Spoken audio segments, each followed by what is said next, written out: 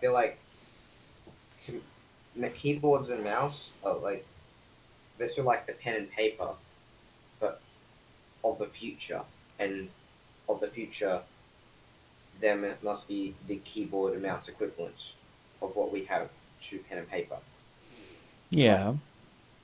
basically, and we are in the age of uh, information and technology, but I feel like we are slowly getting to the age where eventually we won't be the ones programming the programs on computers and formatting the software and trying to make everything Okay, look okay. nice. AI would do that.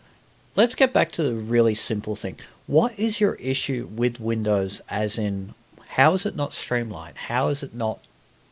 I feel like I feel like there are so many more ways I could customize it that I want that would feel more streamlined to me. Like for example, not having the task start bar down the corner. I might want it to be on the other corner. I might want it to be in the middle, on the bottom. Or instead of having it on the bottom so it doesn't take up space, instead when you press the Windows bar, the Windows button, it would create like a wheel over your mouse, like a transparent overlay that has all your apps and stuff. What, like Almost, Mass Effect? what's that? Oh, It's a okay. game. So basically, what what are those circle systems where you like open it up and then you can click? But like, I feel like in my mind that would be more streamlined for me, but some people might not be. So Yeah. I was thinking I want a operating system that can be completely customized to the way the person's workflow is to make it as completely optimized possible. Right. And not only that, make it look as nice as possible. Okay.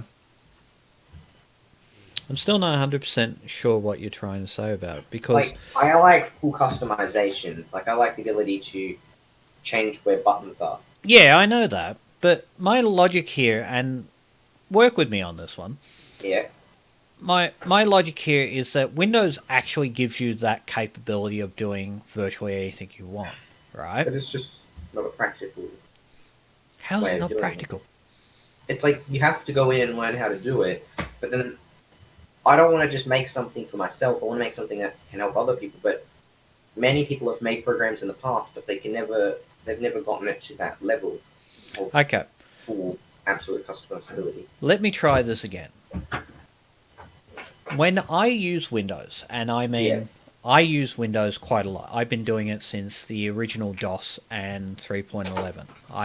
yeah, I've used Apple IIe's, I've used Linux machines, I've used Ubuntu, I've used a lot of different systems, okay? I've even used Mac OS and all that stuff as well. Now, oh, it's I still know these systems quite well, and I've worked with these systems for quite many years. The thing that I don't understand is, as far as I know, yeah. Microsoft Windows is probably the easiest thing I've ever used. And I know a lot of people that use Mac OS will say it's Mac OS is 100 times better. And in some respects, for a person that doesn't know anything about computers, yes. It the only thing that annoys me about Mac OS is that it hides a lot of the information or a lot of the stuff that you're Yeah, looking that's what for I don't like. behind But stuff. But Microsoft at least gives you everything that you want for that. what's this, Mum? Papa said it's for it's a small vacuum thing for you. Thingy. Yes, it's a small vacuum cleaner that Papa gave you. What's it powered by? And It's a battery. at the battery. Yeah, Well,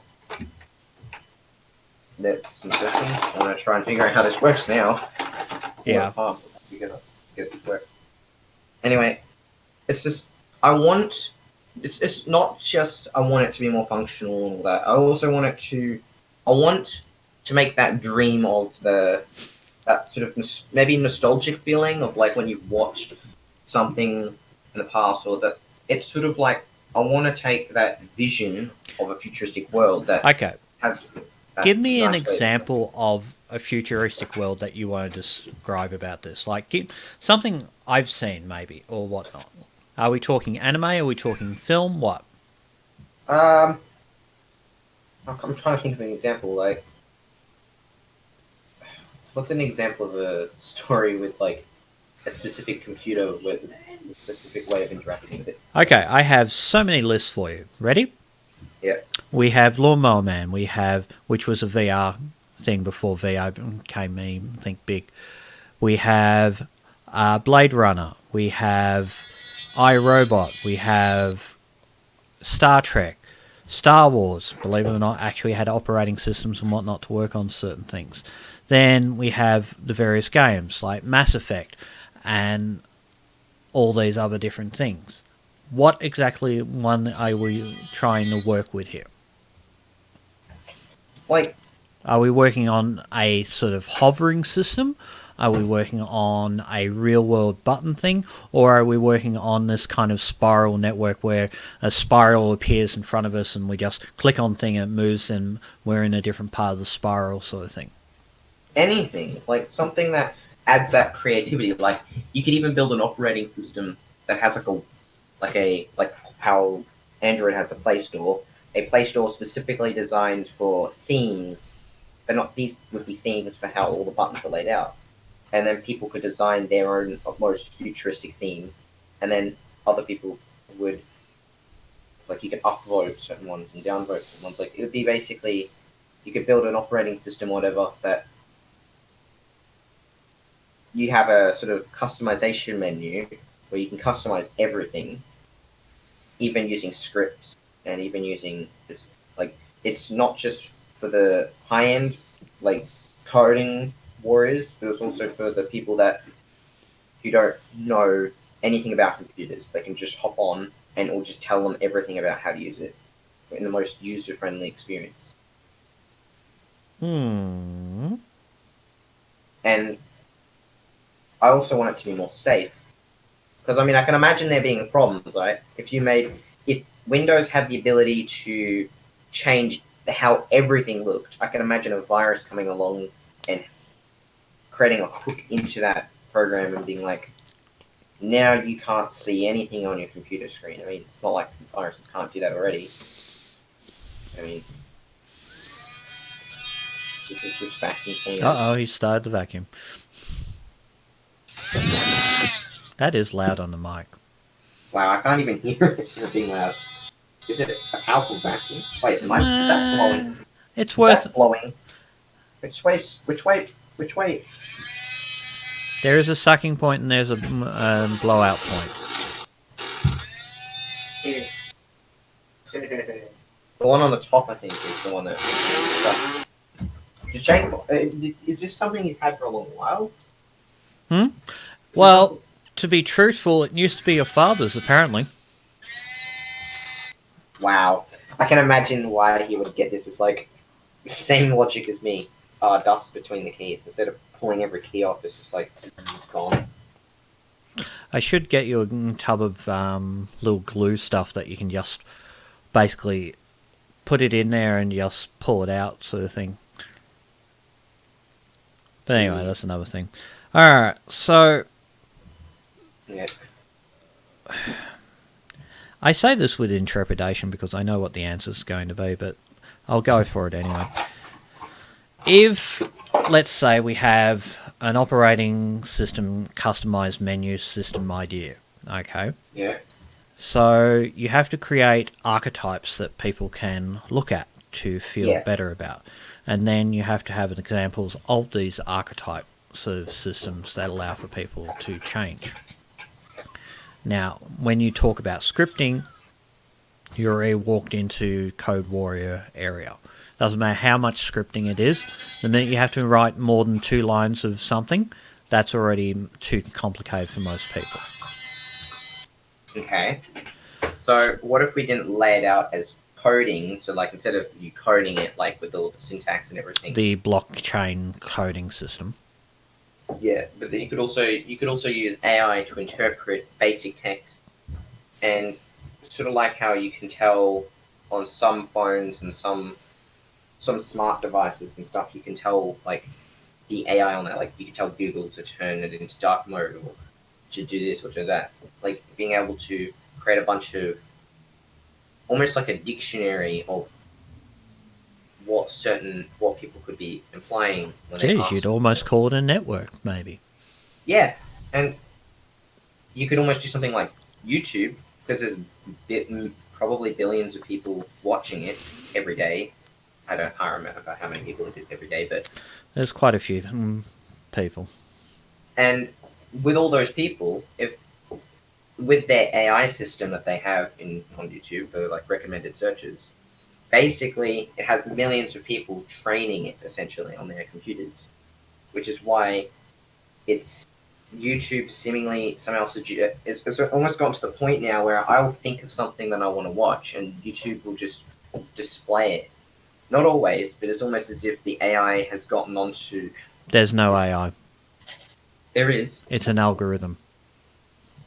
It's got a few parts of AI, and it does Yes, learn. but it's an algorithm. That's what it is.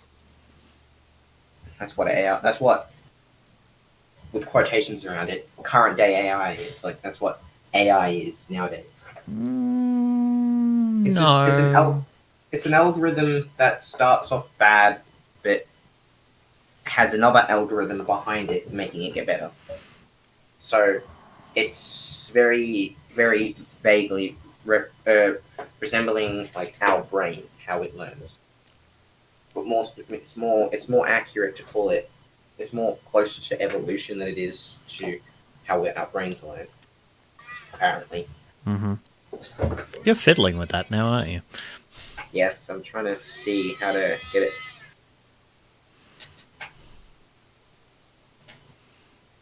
It has a battery though, right? Apparently, yeah. So this switch thing, is that just something you put onto this end and then is it like a bag or something? If there is a bag-like thing, yeah, that would probably be it. It goes on the port that's ejecting stuff. So one point sucks it in, the other point ejects it. Okay. Like I could get rid of the dust here. It's not too strong. It's not like what I want is sort of like one of those air compressors where you just go and it's all just gone. Like it's like when I use my breath, I can't blow away all the dust. But when you use like that highly compressed The air, only reason you can't blow away the dust with your breath is because your breath isn't concentrated into a finite point that allows for that to happen. same with this vacuum. Maybe get a straw and you might find the difference. Yeah, I'm finding it easier to blow the dust away than it is to suck the dust up. Well, that might be an idea as well. Who knows? It's just, it's not just the operating system that I want to change because I know that's going to be impossible almost. If I build an operating system, it's just going to be like any other perfect operating system. Someone decides to build an operating system that's so perfect, it has no security flaws. The problem is no one supports it, and then it just goes into darkness. No one remembers it. Okay, what makes a good operating system? Well, it depends how you define good. If you define good as in the subjective good, then it's the one that most people use. No. Most people find that one probably the most comfortable for them to use. No. The operating system that works best is the one that's easy for everyone to pick up and easy for everyone to use. Doesn't matter how it looks, doesn't matter how it's designed, doesn't even matter if it works properly or not properly. It's about usability. Usability is the key to any good software, any good game, any good tool.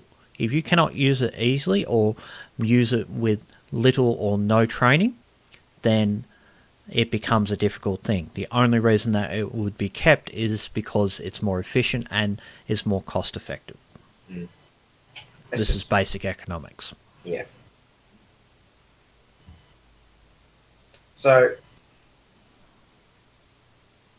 I think the other idea is let's just say I built a system like this, right? Yep. I build it similar to HTML or CSS, where it's not itself a specific program or specific like operating system or anything. It's its own system that that can be, like, people that make operating systems can choose to decide to sort of add it. So it's almost like a third party. You're creating a skin. Yeah, like a what's it, what's what's it called when someone creates a feature that, for example, when It's called modification. a modification works, but I mean, like, when one website supports A third-party application is what it's usually referred to. So yeah, it would be almost like that, but it'd be something that can be implemented into the basic core of the operating system if they chose to. But obviously, that means there'd have to be a reason for them to. Well, that's something that actually happened with Windows 8 when it came out. Someone decided to build some skin for it, and then they decided to. No. It was a very simple thing that they designed. When Windows 8 came out, it was tablet only. And when you went to the desktop, there was no start menu, there was no normal things that people would get to. The only way you could actually access things was either go to the tablet mode or go to the little charm section over on the side. So what someone did, they wrote a bit of code and it reinstated the start button. After about 3 months, Microsoft put an update through which reinstated the start button on Windows 8. So, yeah, I know where you're getting at with that, but really what you're trying to do is more likely using the bones of the operating system and creating a skin that allows you to access different parts of the system in a more graphically pleasing and user interface customizational system. Because in my mind, like, one reason why I think people like Minecraft, for example, you can customize your skin, you can customize everything about yourself, even your name. You can even, like, you can make something that's personalized to you. Yeah, it's full freedom. It's much like PlayStation's new software Dream that's finally come out on the platform where you can develop any game you like. I'm starting to think that if I want to make it this operating system, what would be better is if instead of trying to apply it over already existing operating systems, is that if I use the most latest technology, because I mean, how do you get money if you work in a field that is just developing? Kind of. So, like, work in a field like VR, but that problem with that is maybe it won't ever reach that point where everyone's going to want to use it. Oh, I mean, it will eventually. So, like, what if you built an operating system specifically for VR, and Oculus and Vive and all of those people could all work with this operating system? It'd be the gaming operating system or something. It's not just for VR, but I mean, it's optimized for it and even has. I mean, they already have that VR home sort of thing where it's sort of 3-dimensional. But I mean, like a operating system that you don't have to go through all the 2-dimensional menus. Start in the 3-dimensional menu. And even if you're only using mouse and keyboard, it'd almost be like a first-person shooter or something like that, where, I mean, that wouldn't be the most intuitive system for everyone, but I mean, I'm pretty sure for any gamer, they would find that intuitive. They'd hop in, and you press the power button, you sign in, and then all of a sudden, well, maybe you don't even sign in the normal way. You probably sign in by typing on the keyboard or even voice commands or whatever. If you're in VR, they could even implement eye scanning technology to scan your eyes and immediately know who's using the headset. And it'd just be a seamless, pretty much instant system where you immediately go into sort of like the VR home sort of style, where it has like a world around you with all your widgets and everything, almost like posters on the wall. But I was thinking that in a VR sort of world like that, so like there's already a game like VR chat, right? Yes. But I mean, I want something that VR chat has its own limitations, right? Like if you want to make a skin, you have to like pay for a specific feature in Blender and then model it. Pay for stuff in Things. Like, Blender. what if you want- What are you talking about? Well, Blender's free. apparently, if you want to make a skin in Blender, or not, wait, no, it's not Blender, it's Unity. You have to use Unity. Yeah, Unity is definitely, Oh. it charges you a fortune for everything in it. Yeah. So to make the skin, you have to make the model in Blender, and then go into Unity, and then export it as a specific object That is with correct. bones. But like to do it as with the bones or whatever, to have the sort of the player model structure thing, that costs money or something. I can't remember. Yeah, because Unity is I remember a proprietary software.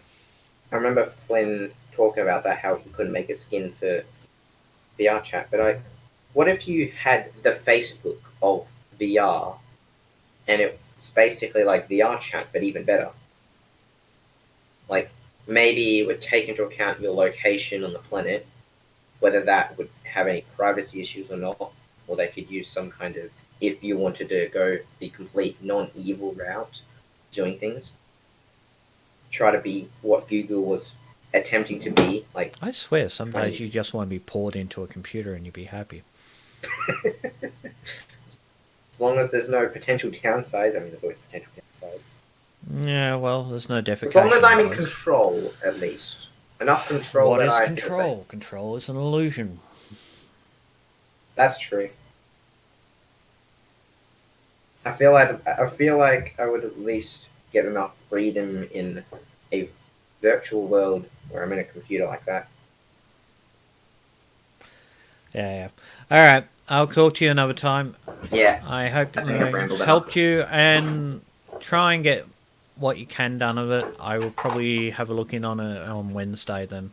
Wednesday. And to go to the Holmes Glen place, are we going to physically go there, or do we call them? Well, I'll call them first and discuss what needs to be done about that. They might come up with some alternative option if it's too much of an issue. That's a I'm pretty sure they're possibility. flexible. And if not, well, we'll just go there in person, beat some people around, get the job done, and go home. Yep. Okay? This vacuum's almost doing nothing. It's like it picks up. It can't even pick up a feather. So it barely gets up, and all the bits of dust on my keyboard. I'm like sitting in here and like, please. It's not working. Alrighty. I'll catch you and leave you to your insanity. Bye, Dill. Ow. Okay, bye. Bye. And anyway, that was Dylan. Thank you very much for watching and listening into the fascinating mind of a person that has a truly fascinating mind, but at the same time no real centre. Always has great ideas, whether they are implemented in the world, who knows. I'll see you on the next video. Bye.